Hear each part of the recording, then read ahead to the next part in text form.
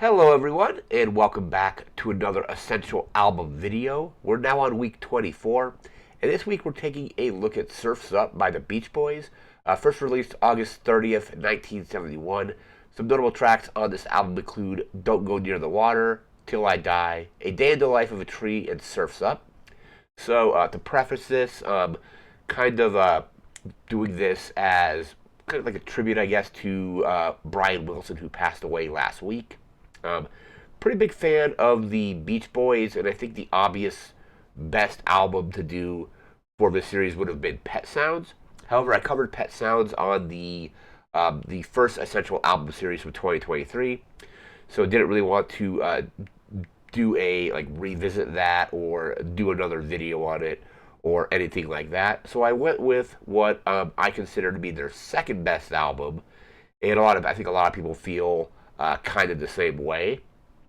Also, is considering doing Smile, because there's a whole lot of history behind that album. Like it was essentially canceled or scrapped, and then eventually re like in 2004, and eventually got released. And then in 2011, they put out the entire like the complete sessions for that album. So I've listened to Smile, but I haven't listened to the complete sessions. So I think definitely going to be doing Smile at some point for this series. That's more of a Brian Wilson album, but the Beach Boys were working on that before that all those sessions kind of just got scrapped. So this week we're looking at Surf's Up, and Surf's Up is an excellent, amazing album. I think there's only one track on the album I don't really care for. Like I said, it's just I put Pet Sounds at number one and this one right at number two. Excellent album. Definitely different vibes than you would expect from a Beach Boys record. Kind of very similar in kind of tone and style to Pet Sounds, probably even darker than Pet Sounds, because on Pet Sounds there's some songs like Wouldn't It Be Nice, which feels kind of like a typical Beach Boy song, but then you get stuff on there like Wasn't Made for These Times and God Only Knows. This one goes more in that direction where there's really not a lot of music on here that like necessarily feels like what you would be like your typical Beach Boy song, like earlier in their career, like Surfing Safari and Surfing USA, stuff like that. So I have my notes here. We're going to get through those notes, get through the track list, and all that. So we just grab my notebook here. All right, so like we said, first released August 30th, 1971. This is their 17th, studio album. Sorry, my voice is a little dry. It's been really dry here lately. But yeah, their 17th studio album. Some pretty crazy cover artwork as well. Like, if it didn't have on the top of the cover saying the Beach Boys and Surf's Up, you would probably never think this was a Beach Boys record. This almost looks like it could be like a death metal album cover. But yeah, the album cover is really cool. Like I said, you would never think this was a Beach Boys album without it obviously saying Beach Boys on it. The art of the cover art, is actually based on a sculpture called End of the Trail, which I think just adds to the whole kind of like vibe of the album. It's basically the art, the sculpture this is based on is basically an exhausted, I think Native American riding this horse to the edge of the ocean, and just kind of like almost essentially like passed out. And kind of like I think this was them kind of saying like also the title Surf's Up, like it's not in a good kind of way, like surf is done. We are trying to get away from that image of ourselves where it was all upbeat and cheery, and like songs like California Girls and kind of like fun and stuff like that. I have a quote here from Brian Wilson we'll get to later where he actually felt that kind of that helped them earlier in the career, but it was hard to kind of not be associated with that kind of that time period or that kind of style of music. And it eventually, I think he said it eventually kind of hurt their image. But yeah, like basically, I think it means like surfs up, like we are like surfs like done, like time's up kind of thing. So yeah, great cover, and great obviously title as well.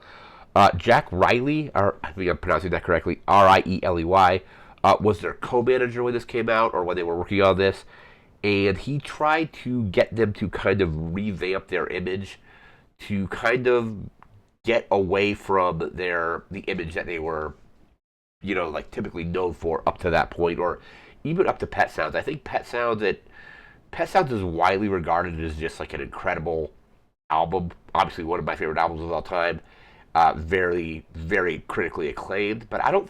I think it took people a while to kind of come around on that and actually like see it for what it was, because it was a complete departure from what they had done, like prior to that. So here, let me actually bring up the quotes here. So I think there was a quote from Brian Wilson. They were getting interviewed on a radio station, and Brian Wilson was quoted as saying, "quote He was proud of the group and the name."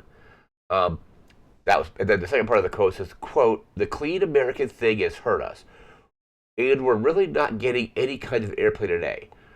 We're also not putting enough spunk in our production, and I don't know who to blame. Another thing is that we haven't done enough to change our image, though. We sort of operate a democracy thing in our productions. Maybe that's the problem. I don't know."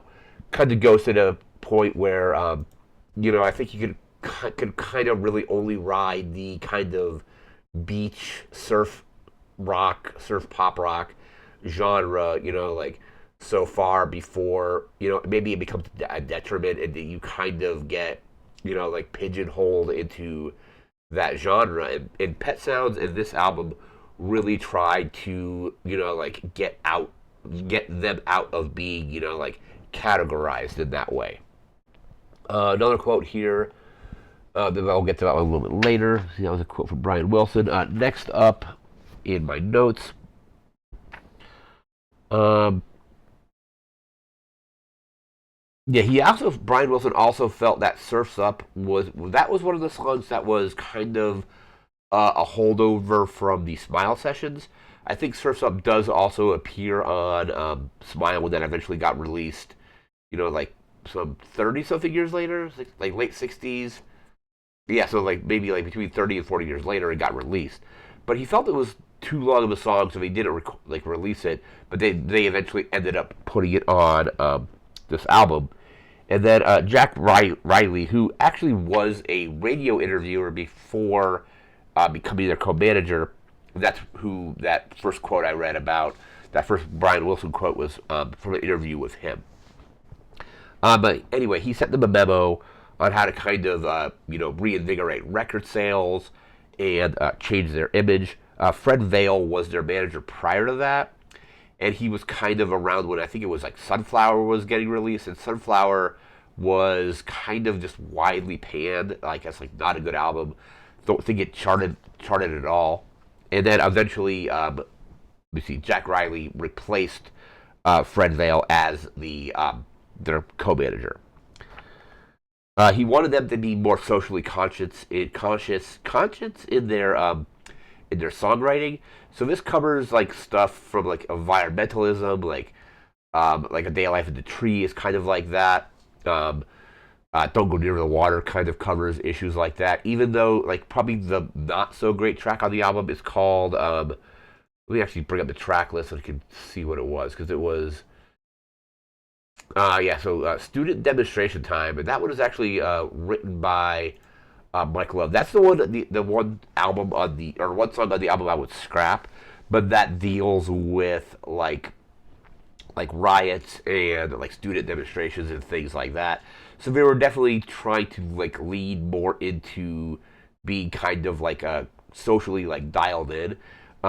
Student Demonstration Time, I think if it was just it's the weird song on the record where all the other songs on the album have a very similar kind of style to them, while student demonstration time is more in like the more hard guitars and things like that. It definitely feels kind of out of place. It maybe would have felt, like more appropriate on an album where more of the songs were in that style. But I'm not really sure.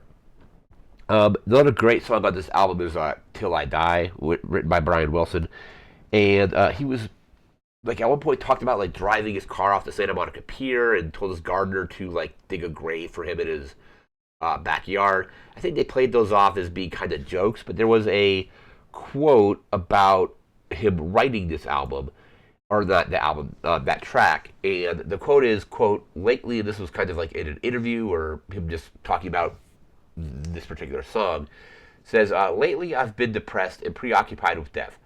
Looking out toward the ocean, my mind, as it did almost every hour of every day, worked to explain the inconsistencies that dominated my life, the pain, torment, confusion, and the beautiful music I was able to make. Was there an answer? Did I have no control? Had I ever? Feeling shipwrecked on an existential island, I lost myself in the balance of darkness that stretched beyond the breaking waves to the other side of the earth. The ocean was so incredibly vast, the universe was so large, and suddenly I saw myself in proportion to that. A little pebble of sand, a jellyfish floating on top of the water, traveling with the current. I felt dwarfed, temporary. The next day I began writing Till I Die, perhaps the most personal song I ever wrote for the Beach Boys. In doing so, I wanted to recreate the swell of emotions that I felt at the beach the previous night. So, yeah, just an incredible song. Like I said, he was going through kind of like a whole like existential crisis at the time, kind of like, and that's why like revisiting like Smile some decades later. I remember reading another thing in the kind of doing some research or Smile, saying if anybody would like mention the song Heroes and Villains, he would just kind of would not want to talk about it, or would just kind of like try to end the conversation, change the subject, kind of thing. Heroes and Villains, I think, got repurposed onto or reused in Smiley Smile, which I think was the album that would have been out at that time.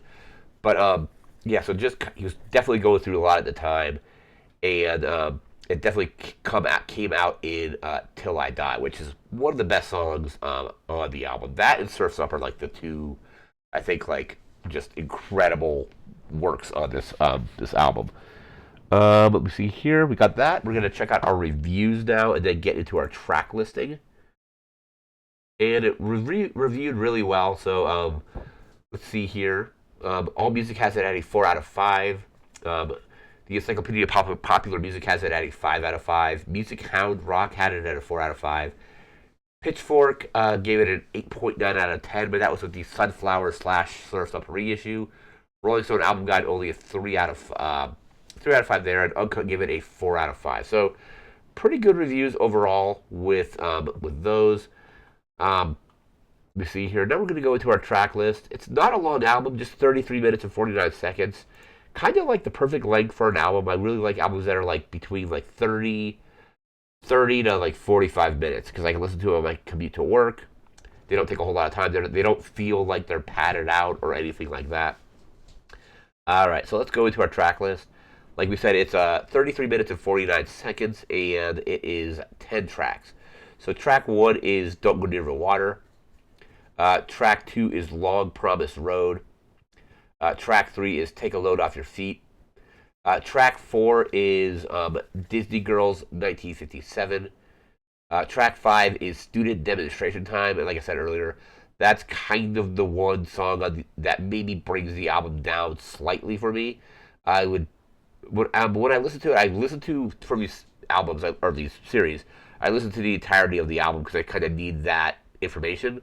But when I go back to listen to this one, I usually will probably skip that track. Not a great track, but it kind of has a completely different vibe than the rest of the album. And then in track 6, we have Feel Flows. Track 7 is Looking at Tomorrow, a welfare song. Track 8 is A Day in the Life of a Tree, basically all about pollution and things like that. And starting here, the album, like the last 3 tracks on the album, like really kind of make the album. So like A Day in the Life of the Tree is that. Track 8, like we mentioned earlier, Till I Die, and then track 10 being Surfs Up. So title track there. And I guess I can see why Brian thought maybe it was initially too long because Surfs Up is over, like 4 minutes, when a lot of their other stuff is like on some of their other albums are like maybe like much less than three. It's like their like more popular stuff off some of their earlier work is a lot shorter. But yeah, so 10 tracks, 33 minutes and 49 seconds. But so the only track I have kind of an issue with is student demonstration time. Like I said, the guitars on it feels more like a rock song. This album, I wouldn't necessarily call the album a rock record. It's more, it's more like maybe pop or soft rock maybe. But yeah, student demonstration time is just a completely different vibe than the rest of the album, and it just feels kind of out of place.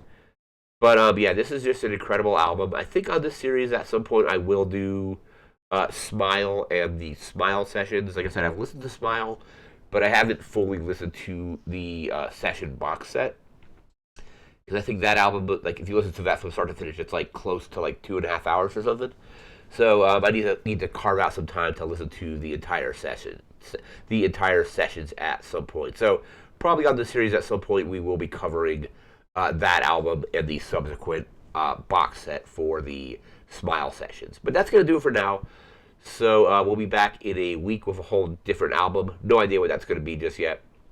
But we'll be back in a week with that. So remember to like, comment, share, subscribe. We'll see you again next time. Thanks again for watching. Take care and have a good one. See ya.